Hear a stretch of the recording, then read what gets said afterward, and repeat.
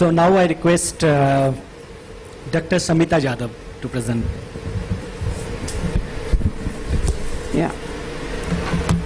A respected Srimati Chanchala Kodre, the first citizen of Pune city, dignitaries on the dais, off the dais, and my dear colleagues. A very good afternoon to all of you. I know we are approaching lunchtime and the gastronomic juices are really running. So I'll just make it very short. Give me 5 minutes, please. At the outset, I would like to thank the organizers for inviting me to this August gathering. We have heard since morning that a lot of innovations are happening, the technology is advancing, scientific methodologies are developed, and even right now, at this very moment, all over the world, new inventions are happening in terms of technology. We also learned that there are 6.5 lakhs doctors that are getting trained every year, but we also should realize that we require double the amount of nursing professionals and quadruple the amount of technologists. I was invited by the Ministry of Health and Welfare, Government of India, for developing the manpower across the states in India. Our team had invited almost 300 experts from the field of allied health sector, not only doctors but healthcare professions as well as the government sector. Not to leave alone the academic training sector. What we realize that, I'll just tell you one report. We know about Hyderabad, the Silicon Valley of India. We know that Hyderabad has the most number of scientific technology parks, molecular diagnostic labs. We also know that there are more than 200 hospitals in Hyderabad, and each hospital would have a minimum bed strength of 50 to 100. That would require about 2,000 technologists. And where was the training center in Hyderabad? There was no training center. The technologists come from all over India to Hyderabad, and Hyderabad does not have a training center. That's extremely sad. The ecosystem in India is such that we are concentrating on development of doctors, scientists and professionals of very high caliber. But as you might understand, and I think Dr. Shailesh and Dr. Srihari Dhore Patil would vouch for it, surgeons, when they come into the surgery, they require nursing staff as well as the technologists and a team of manpower that are going to assist them. Today, a surgeon is not looked at a person or a medical doctor having just two hands. He is the imagery of an Indian mythological goddess having multiple arms. Where are the multiple arms? Are we even thinking of training them? Yes, we have come a long way. In the morning, Dr. Vellumani, he mentioned about, a 15-gram thyroid gland producing 15 crore of business. How was it? It was through volumes. And how could the volumes be attained? This was only because technology was with us. We have automation. Kodre madam has just mentioned that hemoglobin is the mainstay of diagnosis for anemia. Now, if we understand, there are many doctors here, hemoglobin testing was done by Sally's method, which was just a manual method. Today, we have cell counters doing the same process. Dr. Sai, how many times did we have an argument, oh, your hemoglobin report is not correct? Is it not correct because the instrument is not really, giving the good results? Or is it because the manpower has not been trained? And mostly it is the manpower. So where are the training centers?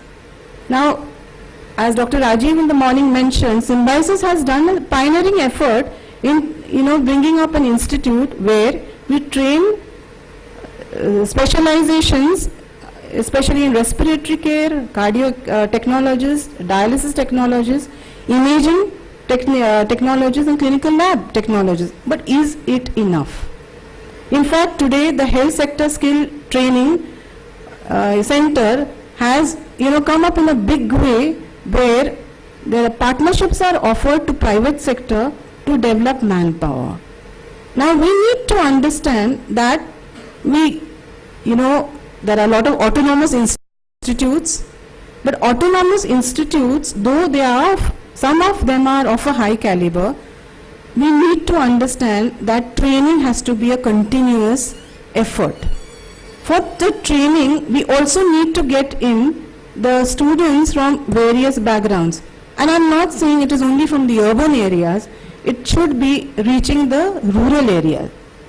Because rural India is where, technology has also reached. Their training is a requirement. We are seeing molecular diagnostics, nanotechnology, even telemedicine coming into the picture. Here we need to train students who are pursuing a BSc medical technology and an MSc medical technology. Today they can also pick up a PhD. In fact, one of my students, he went all the way from BSc, MSc, and now he is doing a PhD. However, sad to say that he is now in Oman. In Oman, when I reached there, the scenario was very different.